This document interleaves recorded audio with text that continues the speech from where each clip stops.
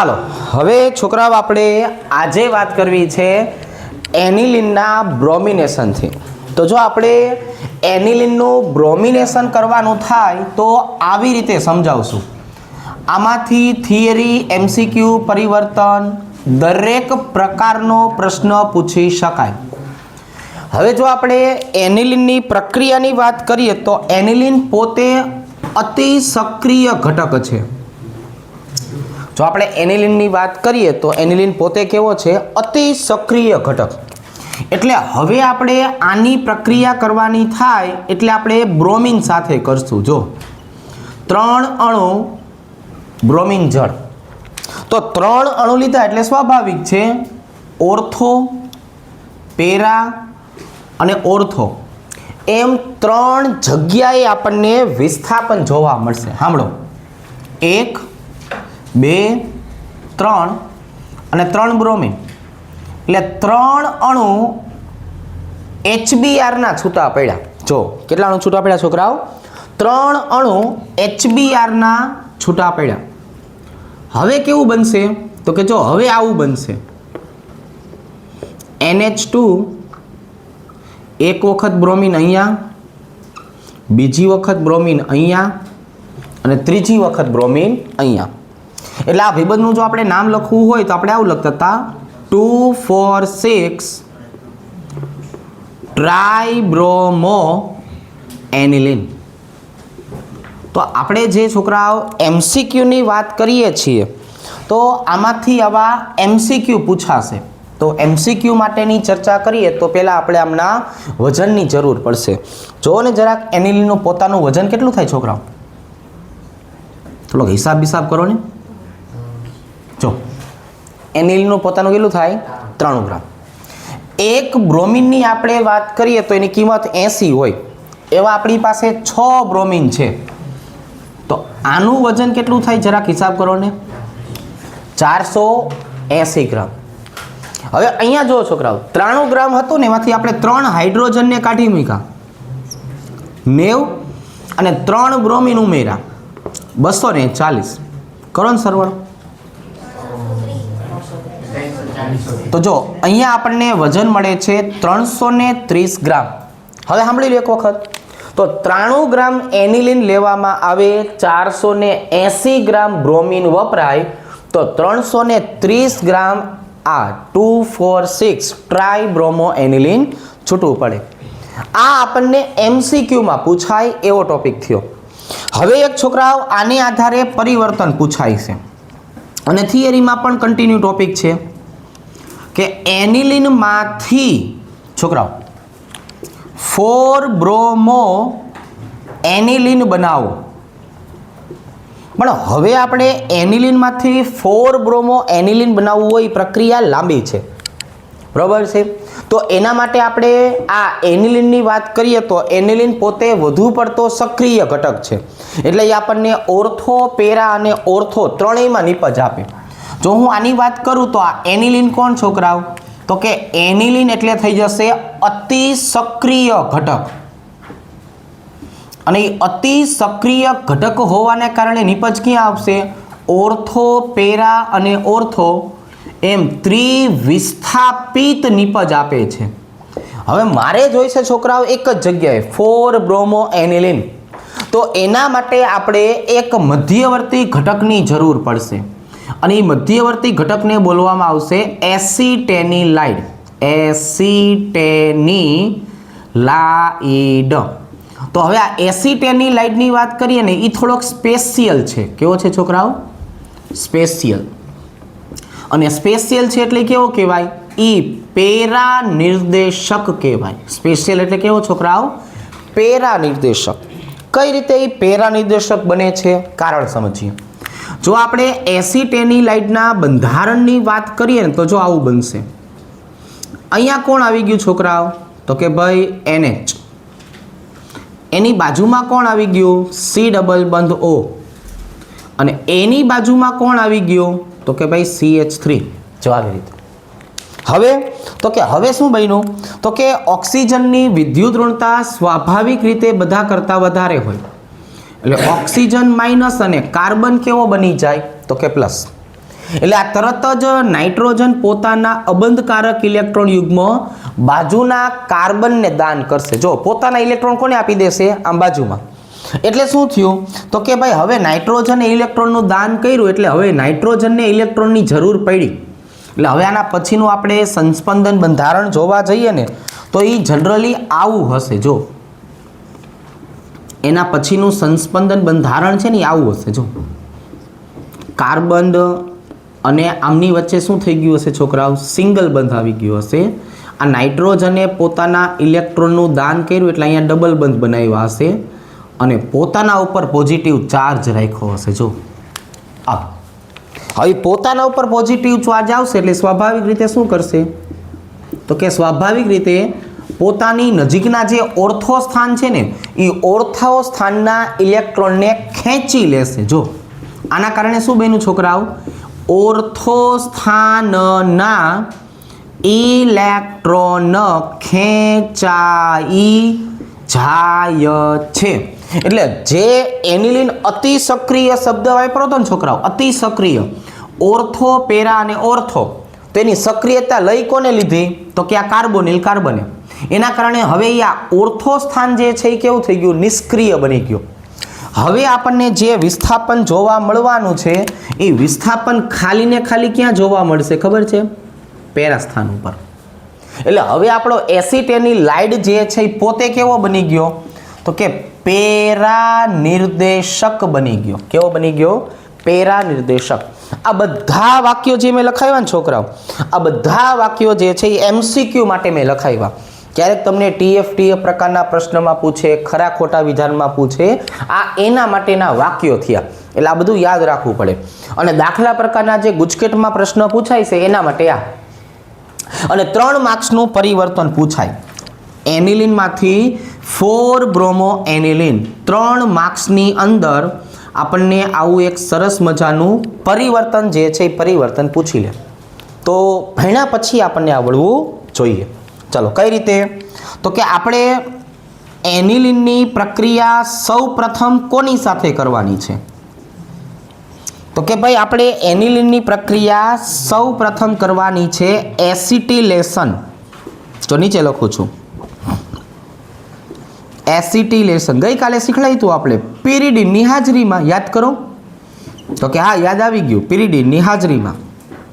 તો હવે જો હું આ એસિટાઇલ ક્લોરાઇડને લઉં અને પિરિડીનની હાજરીમાં પ્રક્રિયા કરાવરાવું, ગઈકાલની જ વાત છે આ, તો શું થયું છોકરાઓ કે ભાઈ આ હાઇડ્રોજન આ ક્લોરિન સાથે જોડાય એટલે HCl નો અણુ છૂટો પડે અને એના કારણે હવે આપણને નિપજ તરીકે શું મળી ગયું ભાઈબંધ તો કે જો ભાઈ નિપજ તરીકે મળી ગયું NHCOCH3. ભેગા ભેગા આપણે નામે લખતા જઈએ. જો આ આપણે લીધું હતું કોણ તો કે ભાઈ લીધું હતું એનિલિન. અને હવે સરસ રીતે શું બની ગયું એમાંથી તો કે ભાઈ સરસ રીતે બની ગયું એસિટેનિલાઇડ. કાઉન્સમાં લખવું હોય તો આપણો અત્યારનો પેરા નિર્દેશક, આપણો અત્યારનો કેવો પેરા નિર્દેશક. ચાલો જો તો અહીંયા આવશે હાઇડ્રોજન, અહીંયા કોણ આવશે? હાઇડ્રોજન. હવે એનું આપણે કરવું છે બ્રોમિનેશન એટલે Br2 એસિટિક એસિડ. જો એસિટિક એસિડ CH2 તમે કોઈ પણ દ્રાવક લઈ શકો, ચાલે વાંધો નહીં. તો હવે શું થશે ખબર છે? આ એક હાઇડ્રોજન એક Br સાથે જોડાય એટલે અહીંથી HBr નો અણુ છૂટો પડે અને HBr નો અણુ છૂટો પડ્યો છોકરાઓ એટલે સ્વાભાવિક છે અહીંયા શું મળી ગયું આપણને તો કે અહીંયા મળી ગયું NHCOCH3 અને એના પેરા સ્થાનમાં આવી ગયો બ્રોમિન. ચાલો આનું મારે નામ લખવું હોય તો આને કહેવાય 4 બ્રોમો એસિટેનિલાઇડ. અને શું બોલાય? 4 બ્રોમો એસિટેનિલાઇડ. હવે મારે જોઈ છે ભાઈબંધ 4 બ્રોમો એનિલિન એટલે આજે વધારાનો ઘટક આવ્યો ને એને કાઢી મૂકવો પડશે. ચલો એને કાઢી મૂકવા માટે આપણે શું કરશું છોકરાઓ તો કે એને કાઢી મૂકવા માટે આપણે એનું જળ વિભાજન કરશું. જો આવી રીતે એટલે જળ વિભાજનની પ્રક્રિયામાં શું થયું તો કે ભાઈ આ જે એસાઇલ સમૂહ રહ્યો એ આ OH સાથે જોડાય એટલે CH3COOH બની જાય. જો એસિટિક એસિડ છૂટો પડ્યો અને હવે આપણને મૂળ આપણો એનિલિન પાછો મળી ગયો. આ પ્રક્રિયાને માસ્કિંગ ડીમાસ્કિંગ પ્રક્રિયા કહેવાય. કઈ પ્રક્રિયા કહેવાય છોકરાઓ? માસ્કિંગ ડીમાસ્કિંગ પ્રક્રિયા. ચાલો પહેલા નામ લખી નાખીએ. 4 બ્રોમો એનિલિન. જો શું કીધું છોકરાઓ?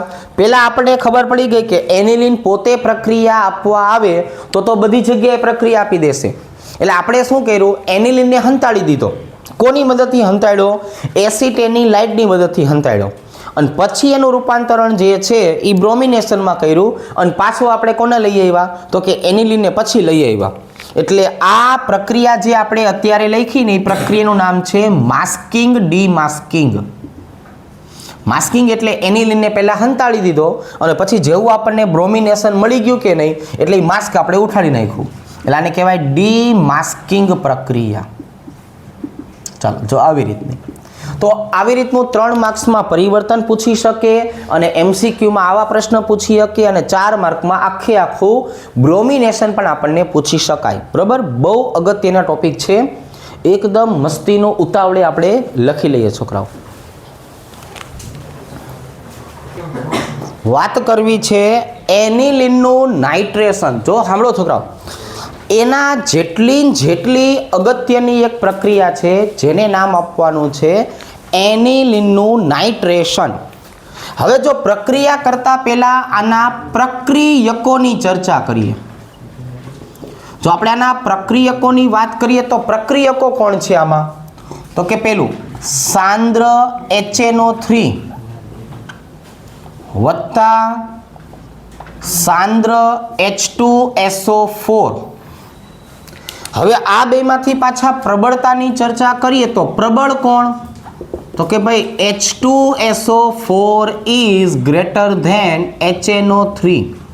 તો હવે ગમે ત્યારે છોકરાઓ તમે આની ક્રિયાવિધિ લખો ને ત્યાં ધ્યાનમાં રાખજો. જો આની ક્રિયાવિધિ દર વખતે આવી રીતની હશે.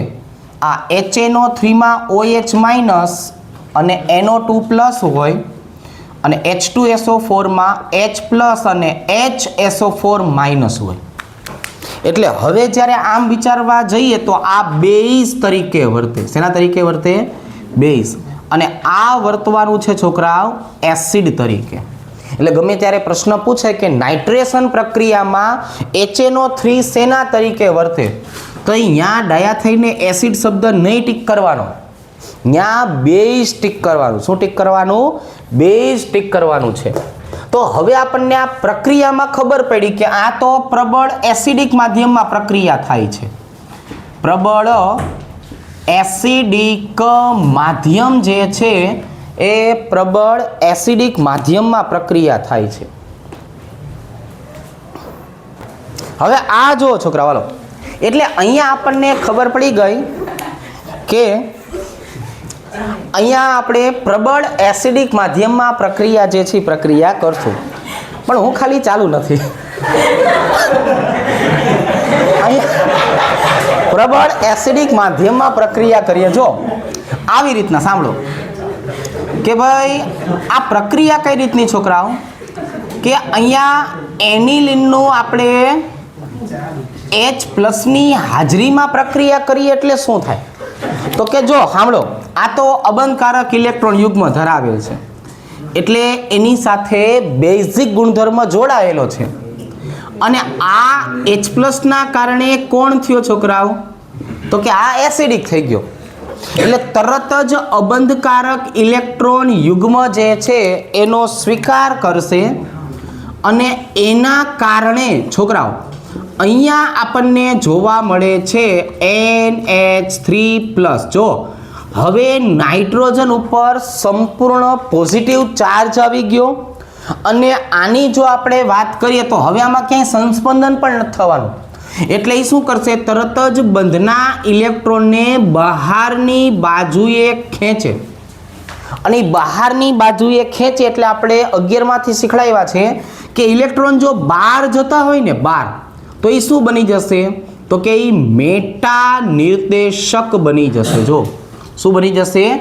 મેટા નિર્દેશક. તો અહીંયા આપણને એક MCQ માટે જાણવાની વાત મળશે. કઈ વાત મળશે? તો કે જો હું એનિલિનની વાત કરું છોકરાઓ, ચાલો તો આ મેં દર્શાવ્યું અહીંયા એનિલિન. તો એનિલિન કેવો? ઓર્થો વત્તા પેરા વત્તા ઓર્થો નિર્દેશક. આ એટલો બધો કહેવા જઈએ તો સક્રિય ઘટક છે. આની બદલે આપણે વાત કરીએ છોકરાઓ કે ભાઈ એસિટેનિલાઇડ NHCOCH3. તો આ મેં દર્શાવ્યું કોણ? તો કે ભાઈ એસિટેનિલાઇડ. તો એસિટેનિલાઇડ કેવો? તો કે આ પાછો પેરા નિર્દેશક. કેવો છોકરાઓ? પેરા નિર્દેશક. અને એના પછી હવે અત્યારે જોવો જોઈએ આપણને ત્રીજો ઘટક એક મળ્યો. કયો ત્રીજો એક ઘટક મળ્યો છોકરાઓ? NH3+ વાળો. કયો? NH3+. એટલે આને બોલવાનું છે એનિલિનિયમ કેટાયન. તો હવે આ જે ઓલો એનિલિનિયમ કેટાયન મળવાનો છે ને એ બનશે મેટા નિર્દેશક. તો હવે છોકરાઓ આ બધું MCQ માટે હોય, આ બધું જોશું, જાણશું અને સમજશું કે ભાઈ પ્રબળ એસિડિક માધ્યમ હોવાના કારણે એનિલિનિયમ કેટાયન બને અને એનિલિનિયમ કેટાયન હવે શેના તરીકે વર્તે? મેટા નિર્દેશક તરીકે. આ ભાઈબંધ શેના તરીકે વર્તે? તો કે પેરા નિર્દેશક તરીકે. અને પોતે શેના તરીકે વર્તે? ઓર્થો, પેરા અને ઓર્થો તરીકે. તો હવે આ જ વસ્તુ જે છે એને હજુ એક વખત MCQ માટે આપણે સમજાવવા જઈએ તો આવું બનશે. જો તમે એનિલિનની પ્રક્રિયા કરાવરાવશો. જો આ મારી પાસે કોણ છોકરાઓ?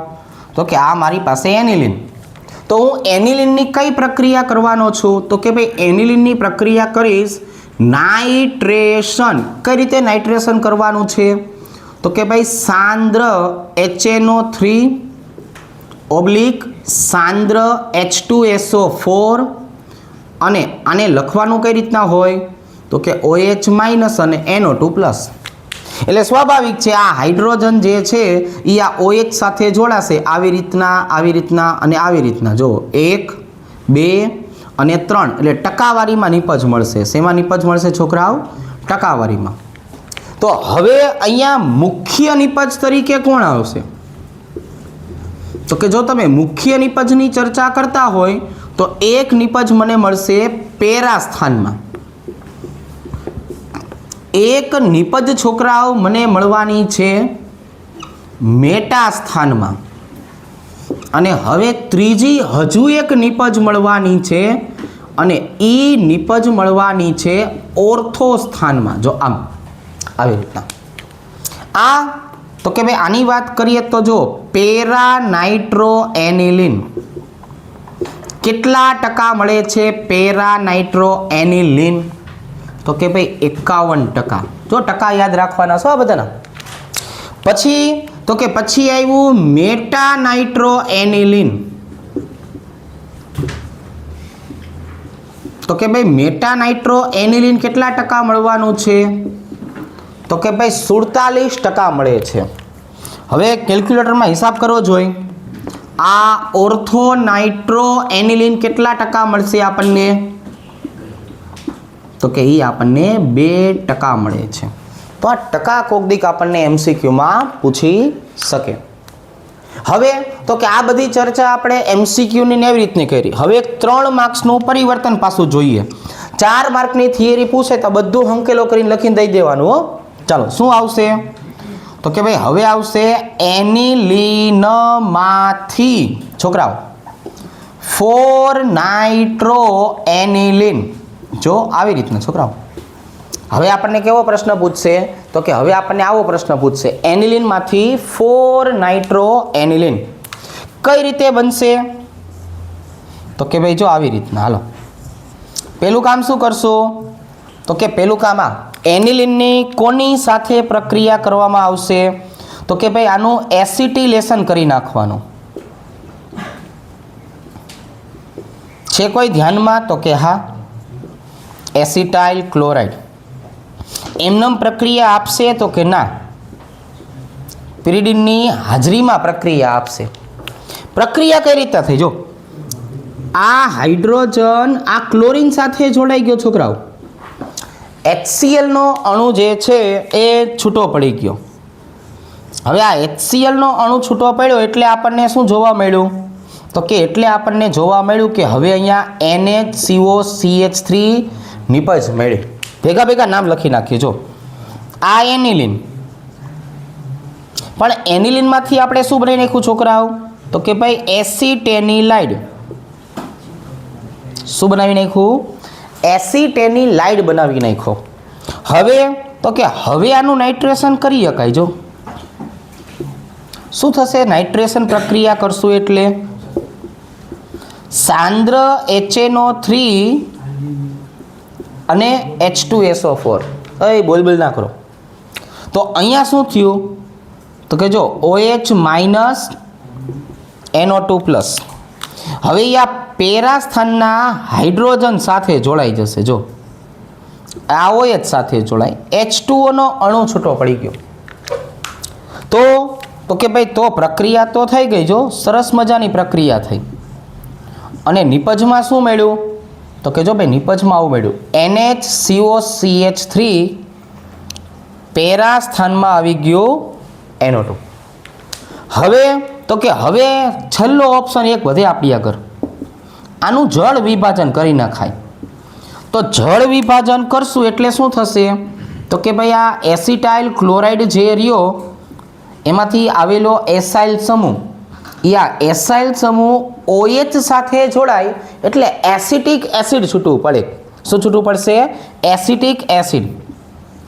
અને હવે આપણને માસ્કિંગ ડીમાસ્કિંગ પ્રક્રિયાને અંતે સરસ મજાનો એક જ જગ્યાએ NO2 જોવા મળશે. જો હવે આનું નામ લખીએ.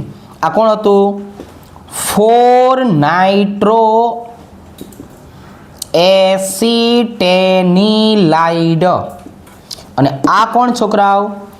આ 4-નાઇટ્રો એનિલિન, જેને આપણે બનાવવું હતું. જેને શું કરવું હતું આપણે છોકરાઓ? બનાવવું હતું 4-નાઇટ્રો એનિલિન. તો જો આવી રીતના આખું MCQ થિયરી પરિવર્તન બધાનું કામ થશે. અંદર ખાનેના MCQ પૂછાય તો ભણ્યા પછી તમને આવડવું જોઈએ. રેડી? ચાલો આ લખી નાખવાનો. હવે આ જો છોકરા, હાલો તારે એનિલિનના સલ્ફોનેશનની જો આપણે વાત કરીએ તો એનિલિનનું સલ્ફોનેશન આવી રીતે સમજાવશું. જોવો જોઈએ. આના પ્રક્રિયકો કોણ? તો કે ભાઈ આના પ્રક્રિયકો બે છે. સાંદ્ર H2SO4 વત્તા H2S2O7. આ H2S2O7 નો મતલબ થાય ઓલિયમ. જો શું મતલબ થાય? ઓલિયમ.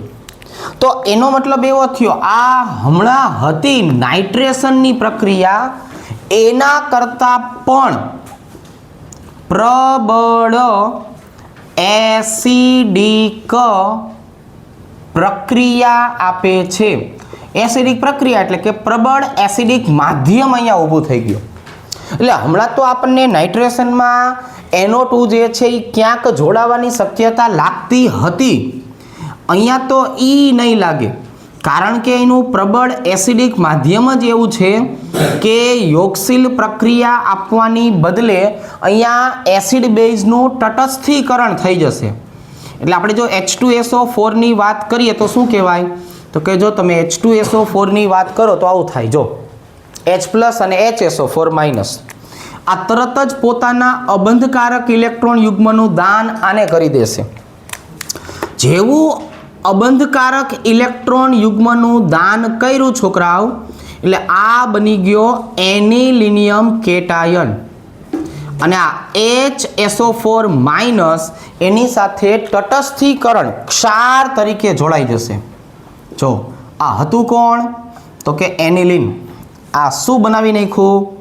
તો કે એને બનાવી નાખ્યો એનિલિનિયમ ક્ષાર બનાવી નાખ્યો. હાલો હવે તો કે હવે જો તમે ક્ષારની આગળ પ્રક્રિયા વધારો તો આવી રીતના થશે કે ભાઈ આ જે પેરા સ્થાનનો હાઇડ્રોજન છે એ આ વધારાનો હાઇડ્રોજન અને આ એક ઓક્સિજન એ પાણીના અણુ તરીકે છૂટા પડશે. જો શું થયું, હાઇડ્રોજન હાઇડ્રોજન અને ઓક્સિજન આટલા પાણીના અણુ દૂર કર્યા પછી કઈ નિપજ મળી, તો કે હવે આવી નિપજ મળી. જો અહીંયા NH2, અહીંયા SO3H. રેડી? ચાલો પહેલા નામ લખીએ. પેલું નામ શું છે આનું? સલ્ફાનિલિક એસિડ. જો પેલું નામ શું છે આનું છોકરાઓ? સલ્ફાનિલિક એસિડ. અને બીજું નામ શું છે? 4-એમિનો બેન્ઝીન સલ્ફોનિક એસિડ. જો શું છે ભાઈ? 4-એમિનો બેન્ઝીન સલ્ફોનિક એસિડ. આ બેન્ઝીન સલ્ફોનિક એસિડ કોઈ દી મૂળ સ્વરૂપે સ્થાયી રહી શકતું નથી. શું કામ? કારણ સમજાવું. અહીંયા શું આવેલું છે? SO3H. આ SO3H બની જશે લોરી બ્રોન્સ્ટેડ એસિડ બની જશે. લોરી બ્રોન્સ્ટેડ એસિડનો મતલબ થાય પોતાના H+ નું દાન કરે. અને આ NH2 શેના તરીકે વર્તવા મળશે? તરત જ લોરી બ્રોન્સ્ટેડ બેઝ બની જશે. તરત જ કોકે આપેલા પ્રોટોનનો સ્વીકાર કરશે. એટલે એકનો એક ઘટક H નું દાન કરશે અને એકનો એક ઘટક H+ નો સ્વીકાર કરશે. શું થયું? તો કે ભાઈ આના કારણે આવું બન્યું કે ઈનો ઈ અણુ પ્લસ બન્યો, ઈનો ઈ અણુ માઇનસ બન્યો. આ પ્લસ અને માઇનસ વાળા ભાઈબંધને બોલવામાં આવે છે દ્વિધ્રુવીય અણુ. દ્વિધ્રુવીય અણુને બોલવામાં આવે છે ઝ્વિટર આયન. તો જો આ MCQમાં આ વસ્તુ પૂછાય કે અહીંયા ઝ્વિટર આયન જે છે એ ઝ્વિટર આયન બને છે. તો એનિલિનને છોકરાઓ બ્રોમિનેશનની પ્રક્રિયા આપી, નાઇટ્રેશનની પ્રક્રિયા આપી, સલ્ફોનેશનની પ્રક્રિયા આપી. હવે આપણે વાત કરવી છે એનિલિનની ફ્રીડલ ક્રાફ્ટ આલ્કાઇલેશન અથવા તો ફ્રીડલ ક્રાફ્ટ એસાઇલેશન પ્રક્રિયા. તો હવે અહીંયા શું થશે છોકરાઓ? તો કે ભાઈ અહીંયા છે ને આવું થશે. જો ને થોડુંક સાંભળો. આ એનિલિન અને અહીંયા કોણ આવી ગયું છોકરાઓ? એનિલિનની પ્રક્રિયા કરવી હોય તો કે જો ભાઈ એનિલિનની પ્રક્રિયા કરવી હોય તો નિર્જળ AlCl3 આવી ગયું. કોણ આવી ગયું? નિર્જળ AlCl3. હવે શું બન્યું? તો કે જો હવે આવું બન્યું. આ તો કે આ બન્યું લુઈસ એસિડ. સોરી, આ બન્યું છોકરાઓ લુઈસ બેઝ. આ લુઈસ બેઝ બની ગયું. અને આની જો વાત કરીએ તો આ બની જશે લુઈસ એસિડ. હવે તો કે ભાઈ હવે તો એક જ કામ રહ્યું કે આ પોતાના અબંધકારક ઇલેક્ટ્રોન યુગ્મો અને દાન કરશે. લુઈસ એસિડ અને લુઈસ બેઝ બને ને છોકરાઓ, એટલે એમની વચ્ચે જે ક્ષાર બને એ ક્ષારનું નામ હોય સંકીર્ણ ક્ષાર.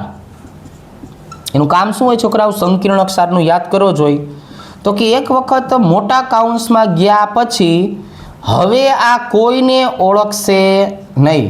હવે આમાં જો સવર્ગબંધ બની જશે અને સવર્ગબંધ બન્યા પછી હવે આ ઇનએક્ટિવ થઈ જશે. કેવો થઈ જશે છોકરાઓ? તો કે હવે આ ઇનએક્ટિવ થઈ જશે. હવે આગળ ઉપરની કોઈ પ્રક્રિયા અહીંયા એનિલિન દ્વારા જોવા મળશે નહીં. ખ્યાલ આવી ગયો? તો આ બધી વસ્તુ મેં MCQ માટે તમને લખાવરાઈ છે. એક વખત વ્યવસ્થિત લખી લ્યો ને. હવે આ જો છોકરાવાળો, હવે એક ટોપિક આપણે શીખવો છે નાઇટ્રસ એસિડ સાથેની પ્રક્રિયા. તો હવે આપણે આમ જોવા જઈએ ને છોકરાઓ, તો નાઇટ્રસ એસિડનો મતલબ થશે આ HNO2. હવે આ નાઇટ્રસ એસિડ પોતે કઈ રીતે બનશે? તો કે જો આપણે નાઇટ્રસ એસિડની વાત કરીએ તો એ આવી રીતે બનશે, NaNO2 વત્તા HCl. તો હવે આ જે NaNO2 છે એનો મતલબ શું થયો? તો કે જો એનો મતલબ થયો સોડિયમ નાઇટ્રાઇટ. અને અહીંયા છોકરાઓ શું જોવા મળશે? તો કે ભાઈ અહીંયા જોવા મળશે હાઇડ્રોક્લોરિક એસિડ. તો અત્યારે તો આપણે સ્વાભાવિક પ્રક્રિયા કરવા જઈએ એટલે શું થયું? આ સોડિયમ અને આ ક્લોરિન એટલે NaCl છૂટું પડી ગયું અને HNO2 આપણને મળી ગયું. બરાબર છે? જો નાઇટ્રસ એસિડ જેની આપણે જરૂર છે. પણ હવે આ જે નાઇટ્રસ એસિડની આપણે છોકરાઓ વાત કરવાની છે ને, એ પ્રક્રિયા આવી રીતે આપશે. જો પહેલા આપણે વાત કરીએ છીએ RNH2 સાથે વત્તા, તો કે ભાઈ વત્તા HNO2. જો આમ, પણ આ HNO2 ની જો હું વાત કરું તો એ તો બને છે HNO2 શેમાંથી બને છે? NaNO2 અને બે અણુ HCl ના આપણે લઈએ. પણ અહીંયા થોડુંક ધ્યાન રાખવાનું છે. જો આ કોણ? એલિફેટિક પ્રાથમિક એમાઇન. જો આ કોણ છોકરાઓ?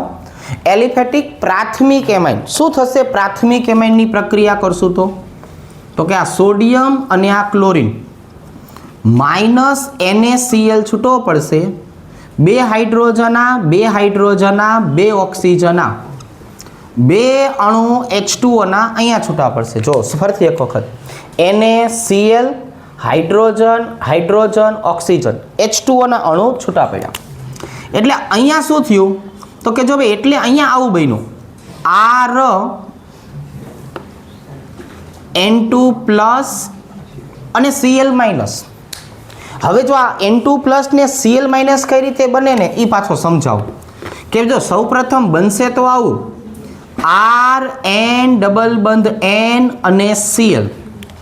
પણ હવે જો આપણને બધાને ખબર છે કે આ નાઇટ્રોજન જે છે એની જો વાત કરીએ તો એની કરતાં ક્લોરિનની વિદ્યુત ઋણતા વધારે હેલોજનના ગુણધર્મને કારણે. તો અહીંયા હેલોજન જે છે એ માઇનસ તરીકે છૂટો પડશે, આ નાઇટ્રોજન ઉપર પોઝિટિવ ચાર્જ આવશે. એટલે તરત જ આ બાજુવાળો નાઇટ્રોજન શું કરશે? પોતાના ઇલેક્ટ્રોનનું દાન કરશે. અને જો પોતાના ઇલેક્ટ્રોનનું દાન કરશે એટલે હવે અહીંયા ટ્રિપલ બંધ બનશે અને ક્લોરિન જે છે એ ઋણ આયન તરીકે છૂટો પડ્યો હશે. આજે આપણને જોવા મળ્યું ને છોકરાઓ, એનું નામ છે આલ્કાઇલ ડાયએઝોનિયમ ક્ષાર. પણ આ છોકરાઓ અસ્થાયી છે. કેવું છે છોકરાઓ? અસ્થાયી. અસ્થાયી હોવા પાછળનું એક જ કારણ, આમાં સંસ્પંદન થતું નથી. હવે આમાં સંસ્પંદન ન થતું ને એટલે એ શું કરશે? તો કે એ આપમેળે ભેજ સાથે પ્રક્રિયા કરી લેશે. જો આપમેળે ભેજ સાથે પ્રક્રિયા કરશે. કેવી પ્રક્રિયા? તો કે પહેલાં તો વચ્ચેથી નાઇટ્રોજન પોતે જ ઉડી જશે અને આ ક્લોરિન જે છે એ હાઇડ્રોજન સાથે જોડાશે એટલે HCl નો અણુ છૂટો પડી જશે. એટલે હવે આ આરને બિચારાને ફરજિયાત કોની સાથે જોડાવવું પડશે? તો કે ભાઈ ફરજિયાત આની સાથે જોડાવવું પડશે. તો આ પ્રક્રિયા આપણે ટૂંકમાં લખવી હોય ને, ટૂંકમાં તો જો આમ લખાય કે RNH2 એની પ્રક્રિયા HNO2 સાથે કરો ને, HNO2 સાથે, એટલે સ્વાભાવિક છે સીધી જ તમને નિપજ કઈ મળવાની છે? આલ્કોહોલ. કઈ મળશે?